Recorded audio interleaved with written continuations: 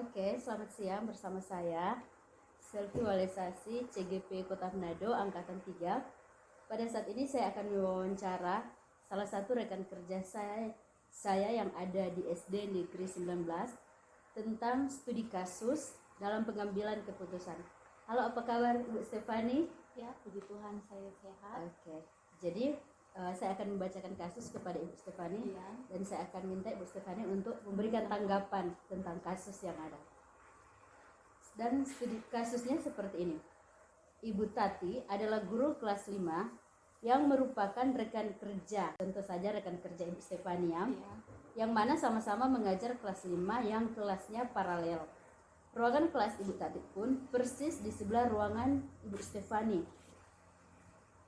Ibu Tati terkenal sangat disiplin, cenderung galak. Pada sisi lainnya, Ibu Tati juga pekerja keras pada murid. Murid-murid pun selalu mendapatkan nilai yang sangat baik. Sebagian murid-murid sangat takut kepada Ibu Tati dan sebagian lainnya bisa menyesuaikan diri. Kepala sekolah dan juga Ibu Stefani, suatu hari Anda mendengar tangisan seorang murid dan pergi keluar untuk melihat asal suara tangisan tersebut. Ibu Stefani melihat ada seorang murid perempuan kelas 5 yang sedang berlutut di atas bebatuan sekolah yang sangat panas hari itu, menghadap di depan kelas Ibu Tati. Ibu Stefani melihat Ibu Tati tampak tidak menghiraukan suara tangisan murid tersebut dan tetap mengajar seperti biasa. Namun, Ibu bisa melihat bahwa beberapa murid di dalam kelas mencoba untuk mencuri pandang keluar. Jadi mencuri pandang keluar kelas, melihat temannya yang sedang menangis dan berlutut terik di matahari. Menurut Ibu Stefani, apa yang harus dilakukan? Yang pertama, yang pasti yang saya lakukan sebagai guru ketika mendengar ada seorang murid menangis, pertama yang pasti mencari tahu terlebih dahulu asal suara tangisan tersebut dari mana.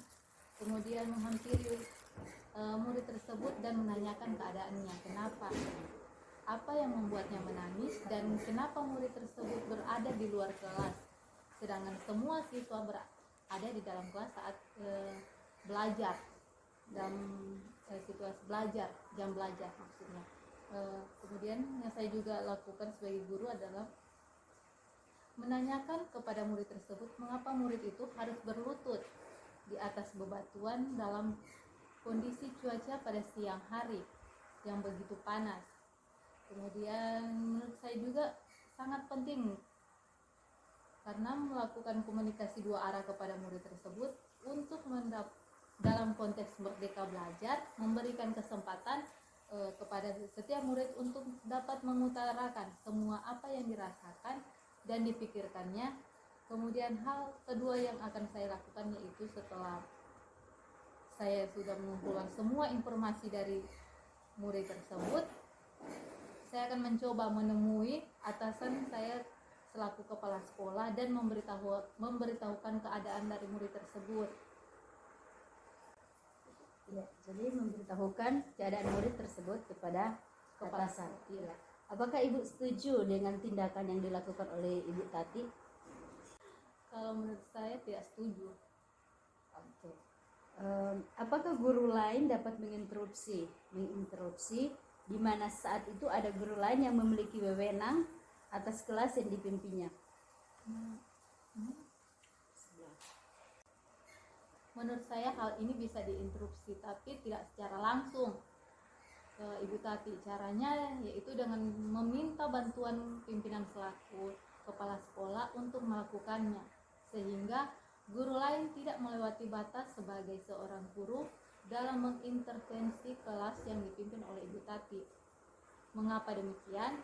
Karena menurut saya karena kepala sekolah yang memiliki wewenang untuk melakukan hal tersebut, sehingga bisa meminimalisir dampak yang akan terjadi ke depannya, entah itu dampak ke murid atau kepada orang tua, atau dampak ke guru yang memberikan hukuman tersebut, hukuman kepada murid.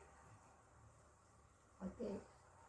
Jadi itu pendapat dari Ibu Stefani, Iya. bahwa tidak langsung bisa saja menginterupsi tapi tidak langsung, tapi harus melalui atasan Atasan. dulu. Iya, Iya. memang betul sekali, karena untuk menghindari hal-hal yang tidak diinginkan sesama rekan guru ataupun dengan anak ataupun dengan orang tua, jadi memberitahukan dulu kepada pimpinan. Oke, jadi itu pendapat dari Stefani.